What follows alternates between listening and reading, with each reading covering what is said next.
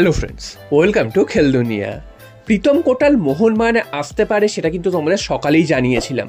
তবে একটু আগে মার্কাস মার্গুলো যে আপডেটটা দিল সেটা হচ্ছে মোহনবাগানের সাথে কেরালার একটা সোয়াপ ডিল হতে চলেছে। অর্থাৎ কেরালা থেকে একজন প্লেয়ার মোহনবাগানে আসবে এবং মোহনবাগান কিন্তু আরেকজন প্লেয়ার কেরালাকে দেবে। তো গত বছরও আমরা কিন্তু এই ধরনেরই একটা ডিল দেখেছিলাম, যেখানে কিন্তু প্রীতম কোটাল মোহনবাগান ছেড়ে গেছিল কেরালাতে এবং তার বদলে কেরালা থেকে মোহনবাগানে এসেছিলেন সাহাল আব্দুল সামাদ।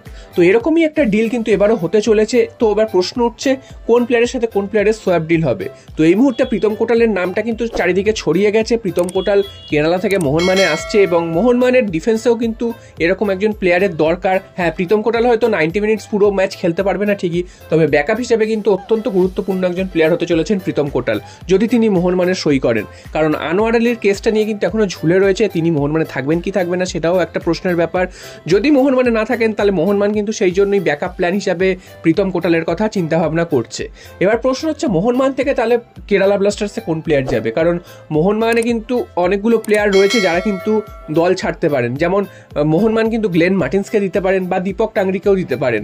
তো কোন প্লেয়ারকে মোহনবাগান ছাড়বে সেটাও কিন্তু একটা প্রশ্নের বিষয়, কারণ মোহনবাগানের ডিফেন্সিভ মিডফিল্ডার পজিশনে কিন্তু অনেকগুলো প্লেয়ার হয়ে গেছে। সেখানে কিন্তু অনিরুদ্ধ থাপা রয়েছেন, দীপক টাংরি রয়েছেন, গ্লেন মার্টিন্স রয়েছে। তো মনে করা হচ্ছে যে এই তিনজনের মধ্যে থেকে কোনো একজনকে হয়তো মোহনবাগান ছেড়ে দেবে, তার বদলে কিন্তু প্রীতম কোটালকে ডিফেন্সে সই করাবে।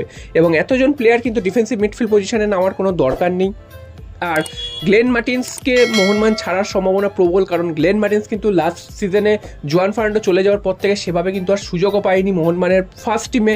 এবার কিন্তু সিএফএল এর দলে তিনি রয়েছেন, তো সেখানেও খুব একটা ভালো পারফরমেন্স করতে পারছেন না।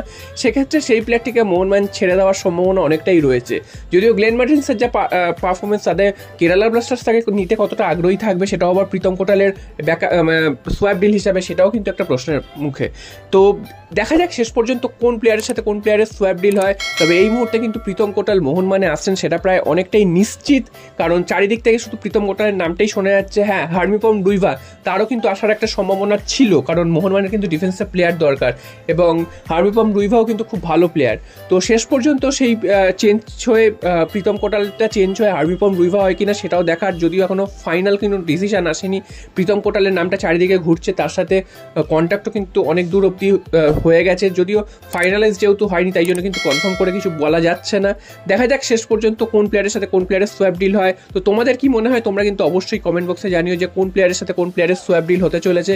তো এটা কিন্তু নিশ্চিত হয়ে গেছে যে কেরালা ব্লাস্টার্সের সাথে মোহনবাগানের কিন্তু আরও একটা সোয়াপ ডিল এই মরশুমে হতে চলেছে।